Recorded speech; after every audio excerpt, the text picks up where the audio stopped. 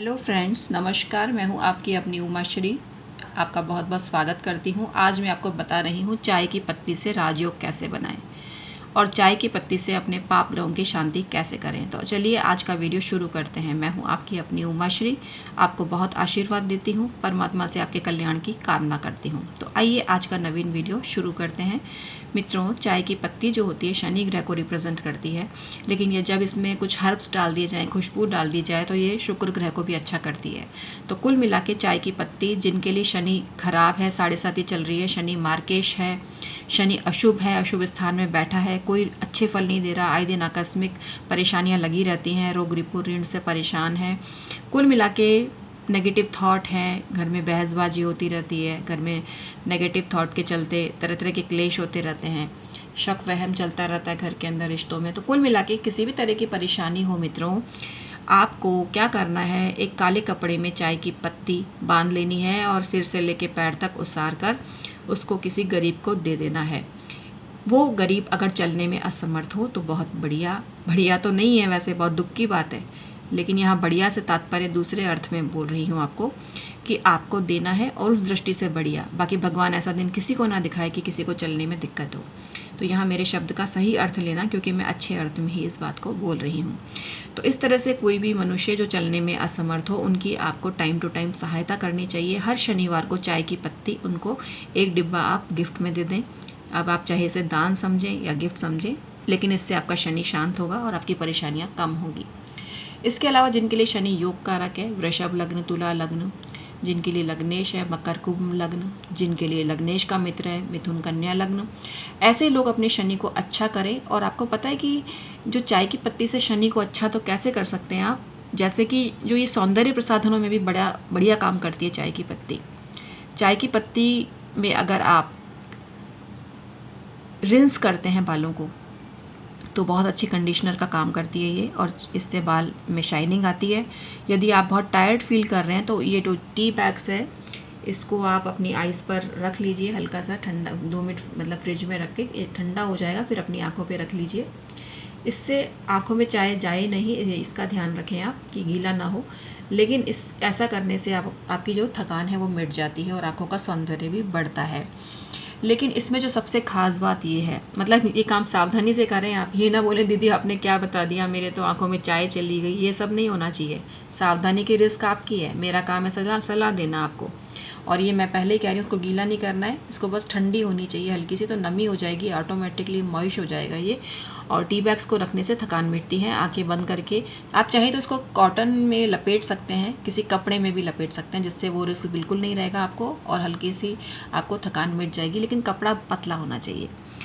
अब आपको मैं बताती हूँ कि तंत्र बाधा को कैसे उतारें। अगर आपको लगता है कि कोई आप पर आए दिन कुछ ना कुछ नेगेटिविटी छोड़ता रहता है, तो आप चाय बनाइए। चाय में दूध की जगह आप डालिए नींबू का जूस, नींबू डाल दीजिए और 2 लौंग डाल दीजिए, और उस चाय को आप कम से कम पीते रहिए टाइम टू टाइम, कम से कम महीने में 1 बार या 2 महीने में 1 बार पीते रहिए। ऐसा करने से भी ये केवल स्वास्थ्य की दृष्टि से ही उत्तम नहीं है, बल्कि तंत्र बाधा को भी दूर करता है। मतलब इसका हेल्थ बेनिफिट तो बहुत ही बढ़िया है, लेकिन ये फ़ायदा भी करती है। इसके अलावा जो ग्रीन टी है, उसके रिज़ल्ट सबको मालूम है, ग्रीन टी कितनी फ़ायदेमंद है। तो ग्रीन टी है, और ये जो हर्बल टी है जो कि खांसी जुकाम वगैरह से बचाती है, ये चाय हमारे लिए किसी अमृत से कम नहीं है मित्रों।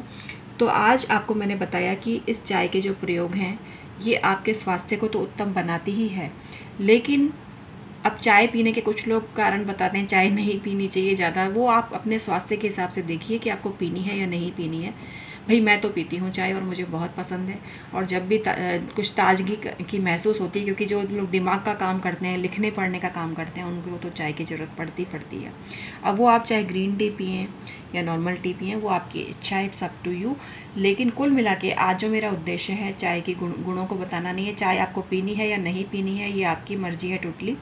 यहाँ जो मैंने आपको रेमेडी बताई वो ज्योतिष से जुड़ी हुई है फ्रेंड्स, और किसी भी ब्रांड की आप चाय ले लीजिए। मैं तो ये बढ़िया ब्रांड है और यही मैं रेगुलर यूज़ करती हूँ। लेकिन ये जो है, ये चाय जैसे ग्रीन टी है, ये नॉर्मल टी है, तो ये जो चाय है ये आपको शनि को बढ़िया करती है और शनि की शांति भी करती है। जिस ग्रह को शांत करना हो उसका दान देने का विधान है, जिस ग्रह को बढ़िया करना हो उसकी कारक चीज़ों को यूज़ में लेना चाहिए। छोटा सा फंडा है जो लोग उलट पुलट के बताते हैं, जैसे कि कुछ लोग लग्नेश का ही दान बता देते हैं। अभी ग्रहण के दौरान मैंने इतनी वीडियो देखी जिसमें मेष लग्न वालों को कह रहे हैं आप लाल चीज़ का दान करो। अरे लग्न की चीज़ का दान करोगे तो हेल्थ का सत्यानाश हो जाएगा। आपको षष्टेश की चीज़ों का दान करना चाहिए। जो ग्रह आपके लिए अशुभ है उसका दान करिए, या फिर आपका कोई ग्रह नीच है या अस्त है उसको अच्छा करने के लिए आप दान और व्रत वगैरह करिए। लेकिन इतनी गलत सलत कई लोग बताते हैं कि बहुत ज़्यादा परेशानी होती है मित्रों। खैर यहाँ तो मैं अपना कर्तव्य पूरा कर लूँ वही बहुत है। तो यहाँ मैं आपको यही सलाह दे रही हूँ कि शनि की शांति भी करिए और चाय की पत्ती से आप राजयोग भी बनाइए। इसको इस तरह से आप प्रयोग करेंगे, मतलब बालों में यूज़ करिए, जिनके लिए शुभ है आइस पर कभी कभी लगा लीजिए। इसके अलावा आप ग्रीन टी पीजिए। इसके अलावा आप नींबू की चाय पीजिए जो कि तंत्र बाधा को मिटाती है। और अमावस्या के दिन आप कम से कम 11 या 21 गरीबों को चाय की पत्ती बांटिए या चाय पिलाइए। चाय पिलाने का जो काम है वो कोई भी कर सकता है, जिनके लिए शुभ है अशुभ है वो कोई भी कर सकता है। अमावस्या के दिन सभी वर्ग के लोगों को, सभी वर्ग से मतलब है कि स्त्री पुरुष बच्चे युवा वृद्ध कोई भी, आप उनको चाय ज़रूर पिलाइए। सफाई कर्मियों की सेवा करिए, उनको चाय की पत्ती गिफ्ट करिए। अगर आपका शनि खराब है तो आप देखिएगा कितनी आपके ज़िंदगी में बदलाव आएगा और राजयोग निर्मित हो जाएंगे मित्रों।